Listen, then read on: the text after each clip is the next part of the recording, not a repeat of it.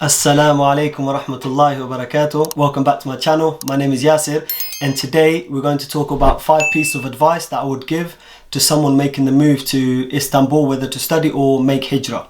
The first piece of advice I would give is knowing someone there, whether it be a family member or close friend, someone who preferably speaks the language, can help you go through all the processes that you need to go through to make life easier while you're moving there, especially when you're moving with family. That's the first thing I would advise. Now, if you're not able, or if you don't know someone who's there, that's fine, it's still doable, it's just going to be more difficult. The second piece of advice I would give is booking a hotel in advance. So I would book a hotel from the UK. Preferably, I would advise you book Hampton Hilton, which is relatively cheap, and it's in Kaybasi. From Kaybasi, you're able to get around, because preferably you want to be near Başakşehir and Kayseri, as that's where most of the people who go to study, that's where they live, and most of the people who even make hijrah to Istanbul, that's where they live. So that's the second piece of advice. The third thing I would do, as soon as I get there, I've checked into the hotel and all of these things, the third thing I would do is get a SIM card. I know there's Wi-Fi in the hotel, but the third thing, straight away, I'd get a SIM card. Now you can go Turk Telecom, you can go Turkcell. Both of these places, and I'm sure there's someone in there that speaks English. And the process is pretty simple. Just make sure you don't leave the phone shop without them showing you that the internet is working, how many gigabyte you have, your phone number, all of these things. And to be fair, they're very, very helpful, and it's relatively cheap. You're able to get this contract for you're able to get this SIM card for up to 3 months. Then after you get your visa, you're able to go and extend this. Obviously you do a year, so on and so forth. The fourth piece of advice I wish someone gave me, and I wish someone told me directly, is rent a car straight away. Rent a car straight away. When I was there in Istanbul, you have to have a car, especially when looking for where to live, going to do all these things that you need to do, especially with family. We went in August, it was boiling. Without a car, we was taxiing everywhere. It was an absolute headache. The biggest headache I found is taxiing everywhere. So renting a car, where should you rent? What app should you use? A lot of my friends were renting at the time when I came across them. So straight away they advised me to download the app called Economy Booking app. Yeah, it's the Economy Booking app, yeah. You download this, you can type in Istanbul in the app, and it'll give you a bunch of, depending on what date you choose, it'll give you a bunch of different companies. Companies that we know in the UK, like Eurocar and all these kind of things, but they are very expensive. I would recommend B2Car, I think it's called B2Car Leasing, or just B2Car. They're very, very good. I used them for months on months. The whole time I was there, I would rent a car for 3 months, I'd rent a car for 2 months, and I'll use B2Car. They don't have, you don't have to pay deposit. You don't, your dealings with them are very, very good. Even though there might be a slight language barrier, there's still someone there who can speak a bit of English. But B2Car Leasing were very, very good. I never had any issues. There was times where there was a bit of a scratch here and there, not a major thing, but I never had any issues with them. And always I'd recommend is rent automatic. That's my personal advice. But even though I drive manual in the UK, one time I rented a manual. It was cheaper, but it took me a while to get used to it. But that could be because I'm a dead driver, maybe. I don't know. Allah alam yani.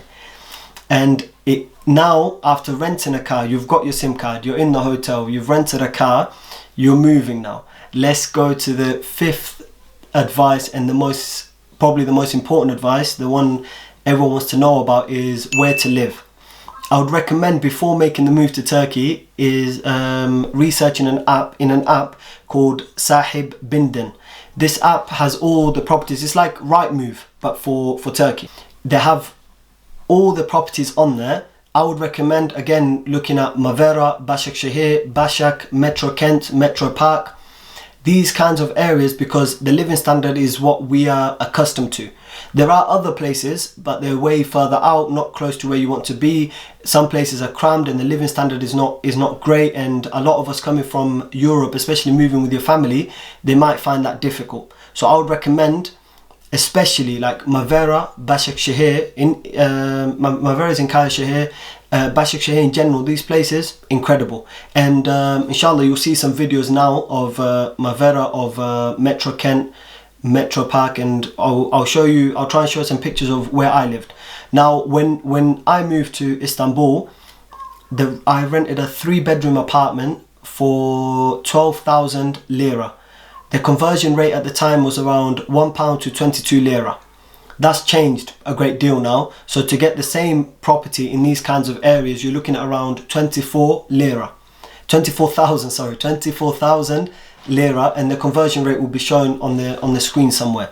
Now this is expensive, but it creates comfort. It's what you're accustomed to, unless you're someone who's able to go and live in a different area like Fatih, and where the roads are tighter and there's not, like, you're very crammed in, a lot of people, all this kind of stuff. If you're okay with that kind of living, then inshallah that will be better because it will be cheaper. Getting around, of course, you can get around from, I lived in Metro Park, the train station. This was about a 5-minute walk from Mall of Istanbul. The train station was a 2-minute walk from me, so I could get to Mall of Istanbul in 2 minutes, get to my classes in about 15-20 minutes. It was very, very good in that sense.